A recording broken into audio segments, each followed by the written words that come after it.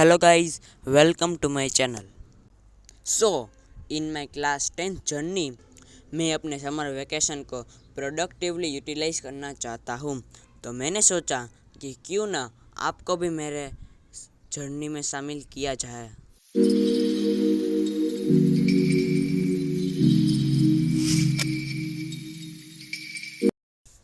तो मेरी इस जर्नी में मैं अपने समर वेकेशन को प्रोडक्टिवली यूटिलाइज करना चाहता हूँ। पूरा समर वेकेशन पढ़ाई नहीं करेंगे, हम पूरे समर वेकेशन में सिर्फ 10 ही दिन प्रोडक्टिवली यूटिलाइज करेंगे।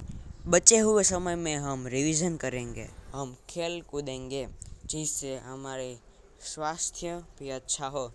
अगर आप हमारे इस जर्नी में शामिल होना चाहते हो तो मुझे लाइक शेयर और सब्सक्राइब कीजिए और मैं आपके साथ ये जर्नी ज़रूर शेयर करूँगा। तो धन्यवाद।